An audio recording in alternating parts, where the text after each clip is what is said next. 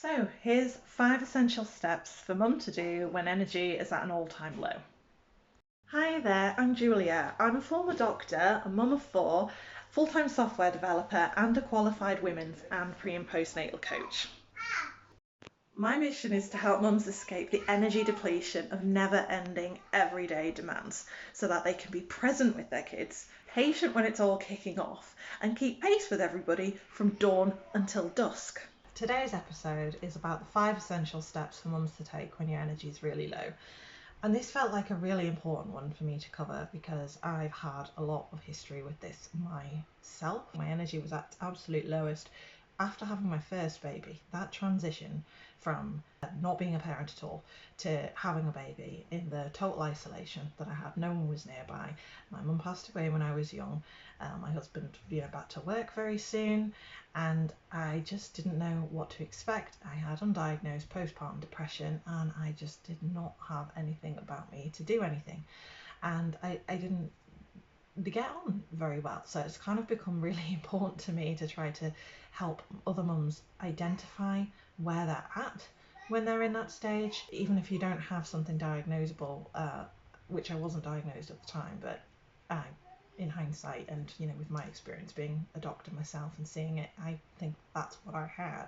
Later on, when you have more children and more things are added, and then you might even add in a job, you might not have a partner, and you could be you might well be a single mum or have other chronic conditions such as chronic fatigue syndrome, or not have any family nearby, or things like that are keeping you not feeling like particularly well supported, and so on. And you're really tired, and it's like, I've got to keep going. As a mum, you can't not keep going. You don't have a choice, and you've got this sort of overwhelming burden and pressure. There's these whole new lives that are totally dependent on you, and things that you need to do, and they always need to be fed and washed and kept safe. And when they're a bit older, there's school and things to go to, and things are by school's timetable, and the kids aren't necessarily going along with that. They might not want to.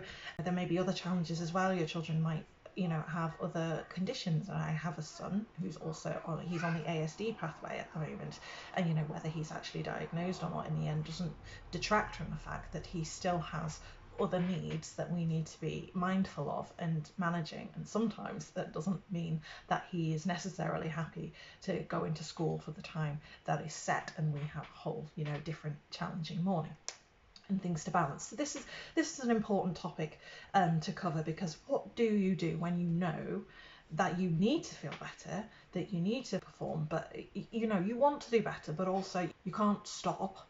You have to keep going, and you need to feel better about it. You want to do something, but you also don't really feel like you've got any spare time or energy to do anything. This is where I want to start. So the first step that I would say is definitely go and see your doctor, because we have these feelings, and sometimes we get sucked into, oh, this is just what it's supposed to feel like, and you genuinely have lots of reasons to feel tired, of course, but also there could be underlying physical things. Sometimes they come off the back of pregnancy. You can have all sorts of thyroid problems, mental health problems, metabolic problems, if you're in your postpartum period, or even after. But later on, there are some autoimmune conditions and things like that are just actually more common in women, as well as just burning out and these other factors that are going on. So there are numerous things that you can actually have checked and have blood work done at the doctors, as well as being screened for depression, which is a cause of low mood, but low energy, of course, as well, and maybe any other mental conditions such as anxiety as well. But you could also have some thyroid problems, hypothyroidism, diabetes. That is like a big thing, one of the biggest things that GPs actually see, or I suppose family doctors if you're in America, see as a presentation. I'm just so tired all the time, I can't get anything done. So you go in, you get assessed for your stress, depression, anxiety, thyroid, diabetes are your biggest ones that you want to get checked for. The cortisol levels and some other things, and then they will be able to assess whether or not there's something that they might actually be able to be done about it. You've got an underlying condition, not great, but like not in that terms, but maybe then there's an explanation other than all these other things. And in the meantime, we can work on the other things that are going on, the environment, the way in which you're living your life, the context of your life, like everything, because that's, we don't live in a vacuum. So even if you did have one of those conditions, or you don't have one of those conditions, all these other things that you can do that are also going to be a great starting point for you to boost your energy and start feeling better. So that was number 1, see a doctor. Number 2 is being kind to yourself. There's a reason this channel is called Craving Compassion. I believe that compassion focused and compassion first is going to be your quickest way, not only to boosting your energy, but just generally enjoying your life, and having greater self-esteem, better relationships, and just better parenting, all those things. But in terms of, we're focusing more on mum's energy and our ability to enjoy motherhood, we want to be kind to ourselves first. I imagine if you're anything like me, when you're feeling far too tired to do anything, you are lying there on the couch or in bed, if you're not able to get up in the morning, and just like kicking yourself, like mentally beating yourself up, bullying yourself, being your harshest critic, and going, I'm being a rubbish mum right now. This is not how I wanted to parent. This is crap. No, I'm just lazy. Look how messy the house is, and look, the kids need a wash again, and I can't be bothered to cook. I can't go out shopping. I'm going to order a takeaway, or I'm going to put like lots of processed food in the oven, and I feel really bad about it, and I'm not doing things properly, and just generally just beating yourself up and going, I'm never going to get any better than this, and this is just awful, and just generally not being very kind. And I've done a hell of a lot of that in the past. I'm still pretty prone to it now, to be honest. I don't know where this has been ingrained, probably something of an old school, maybe a childhood habit. If I beat myself up enough, if I make myself feel guilty enough, that I'm punished enough to satisfy whoever may be judging me out there, I'm really upset with myself. I feel awful, and that makes up for this lack of whatever it is that I've done. That's just not the first thing to do, because you're going to paralyze yourself. You're going to completely activate your fight or flight. There's going to be adrenaline, there's going to be cortisol, all these things that make you feel awful, and you're not going to feel any better for it. You're going to feel more tired. You're going to feel hopeless. You're not going to be able to move on and get stuff done. The best thing you can do is feel compassion for yourself. Be kind to yourself. Take yourself out of your body, look down and see yourself as a friend or somebody else, and you've got a lot going on. There's so much to do. It's relentless. There's a constant pressure. There's always thinking about what's going on. Thoughts are whirring in your head all the time, and realize just how tiring all of those things are and how much energy that they take. And in doing so, in being kind to yourself and nurturing yourself, you are bringing on much more of de-escalating and regulating your nervous system and your emotional response, and that adrenaline's going to go away, and the cortisol's going to calm down, and you're going to actually feel a bit more energized, more likely that you can do something, because you've got more belief in yourself. You've been nicer to yourself. You haven't put yourself down and diminished your belief in yourself. So you're not thinking, why bother? You think, well, maybe I could do a little something and I'm not going to screw it up, because you've been kinder to yourself. You haven't invoked that stress response. The stress is not sapping your energy. And even if you were nice to yourself while you were resting and doing whatever you need to do to get through this phase of exhaustion, whether you're waiting for test results to come back from the doctors or what have you, and you've done what you needed to do, keeping your stress down by being kind to yourself is going to actually help with your energy levels, and it could be worth paying attention to your self-talk. Be kind. Number 3, saying no, which we talk about a lot, but I imagine as time goes by, while you're feeling tired, life doesn't stop. The kids don't stop. They can be empathetic. They like to look after you sometimes. The younger they are, the more likely you get maybe a 10 seconds of, yes, let's pretend to sleep and then let's get up again. They want to keep going. There's stuff going on.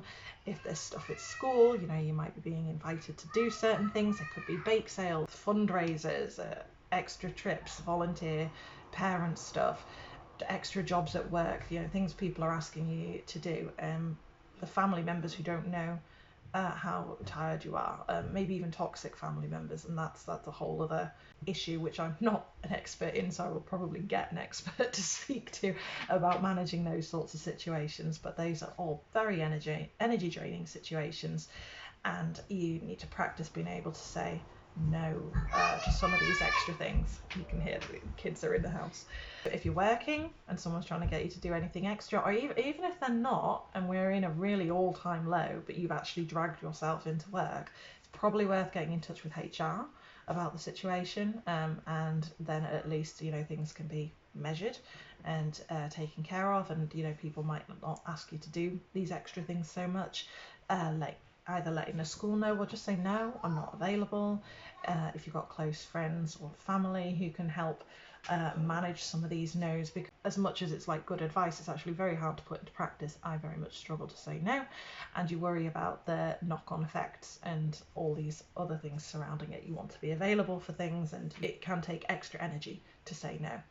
So it's that balance, getting things off your plate. It might just mean saying no to yourself and saying, no, I'm just going to get the very bare minimum done. I'm not going to do these extra things, but now it turns out I actually feel like I can't cope with these extra things, so we're going to have to scrap the extra things, not do that either today or this week or even this month, depending on how you're feeling. I'm going to pivot and reassess and make a new decision. So that's my point number 3. So just to recap a little bit, number 1 was see the doctor, find out if there's anything underlying. Number 2 was being compassionate and kind to yourself. And number 3 was practicing being able to say no and reevaluating and taking stuff off your plate. Number 4 is setting goals for yourself. These will be like small goals that you can see that you are achieving and getting better. You might just get energized by just the pure visualization of how you actually want to feel. We create the feelings in ourselves, ultimately. You can't experience happiness or sadness or anger outside of your body. These are chemically induced reactions based on stimuli, and we can be very good at creating that stimuli ourselves by using our imagination. When you're watching an amazing movie, you're just hearing the words and seeing the pictures, but you can imagine those pictures, and they can bring up these feelings in yourself. These are fantastic tools at your disposal to just help bring about energy. Just remembering some really happy moments or some times you had lots of energy are really, really good. And then you might just have some basic goals set for that day that break down larger tasks into smaller tasks that are much less overwhelming. There might be dishes to do, but your goal might just be to wash the ones that you need for dinner and save some others for when you've got more time. Or the goal could be, I'm going to get that thing off my to-do list by asking somebody else to do it, or saying that I'm struggling, or I'm going to make the doctor's appointment today, or I'm going to try to go to bed an hour earlier. Maybe I can see whether or not the kids notice, depending on daylight. It's very bright because it's summer at the moment, and my kids are really not happy about going to bed while the sun is still out, so that's certainly a problem. And number 5 is mindfulness and reflective practices. I wish I could have given a better name for that, but if you're feeling pretty exhausted, then you're only going to want to be trying to do small things at first. You're not going to suddenly want to just upheave any kind of cooking that you're doing, or like going outside for like loads of long walks, or starting a new workout program. This is sort of already covered by some of our saying no's and saying goals, and being kind to yourself, so practicing like your positive thoughts. So you could actually have a minute where you say some good affirmations to yourself about how you're a wonderful mother, I am worthy, I love my children, it is completely understandable that I am tired in this season of life. I have completed meaningful things today. Because even though you might not think that, but like you take a minute and you go, oh, actually, I've been looking after tiny humans today. It's a huge job. It's a massive responsibility. Every little thought that you have, and you're making huge decisions constantly, all the time, draining your energy. So yeah, say I have accomplished, huge things, and you need to remember that. It's so hard to quantify the kind of job that motherhood is, but you are doing an amazing job, and I would say mindfully give yourself a pat on the back for that. You could practice gratitude as well. It always sounds like you're sort of saying that someone isn't grateful, but when you're sort of in the thick of the jobs that you're doing or feeling terrible, it's not that you're not grateful, it's just that you're not thinking about it. As soon as it comes to mind, of course you're grateful for it. That's the point. Practice that. That's what I'm trying to get at there. Is it's not telling you, yes, you should be grateful, because you're not grateful. It's reminding yourself of the things that you love, and then that feeling of gratitude comes on, which is the practice. So it's practicing bringing it to the forefront of your mind, which brings you more energy, ultimately, which is obviously brilliant, because that's what we're looking for right now. Not being grateful all the time, or that you should beat yourself up again for feeling bad about bad things or feeling tired. We feel how we feel. We can't just go around going, oh well, there's always someone who has it worse, which of course there is, but that doesn't mean that you should minimize your own experiences. So when I say things like practicing gratitude, I'm definitely not advocating for you to start minimizing your experiences, and I'm certainly not minimizing your experiences. You deserve to experience everything to the full spectrum that you are experiencing. That is healthy. Just look after yourself. And then just practice more of these other things, because they can be so quick. You can very quickly bring on a gratitude practice, an affirmation, deeper breaths so that your oxygen is circulating better in the system, quick stretches. I know some back stretches that I need to do, and just find a little something that works for you, that gets you through these next few days. At the end of all of that, reflect on what you've been able to do. Whether you managed to have a nap or something that day, I would definitely put that down as something great that you've managed to do. Whether you've seen the doctor, did these mindfulness practices help, did saying no to some of these things help, and just keep reminding yourself of what it is that you're trying to do, and revisiting that vision that you've hopefully crafted for yourself about the energy that you would like to have, and just practicing having those feelings.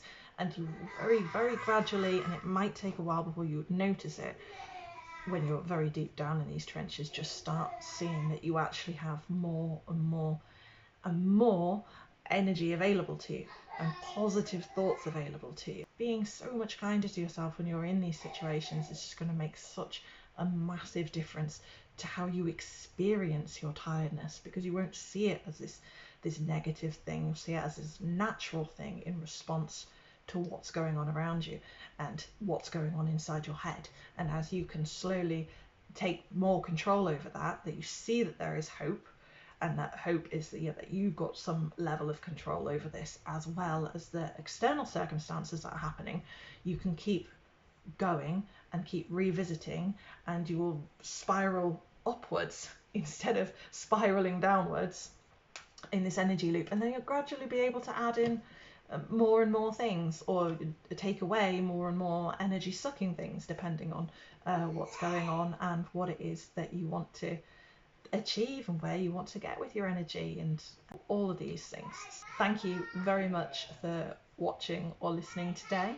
I hope that you put some of these tips into practice. I would really love to hear back from you to see what's going to help the most, and whether you resonated personally at all with my own story about feeling very exhausted, actually having postpartum depression, the transition from being not a parent, not a mum, to having my first baby, and just how much that really reeled on me, and just getting on with these things. At the very least, I would very much like it if you made sure that you didn't have any diagnosable condition that you could be treated for, and start being kinder to yourself. I really hope you enjoyed today, and take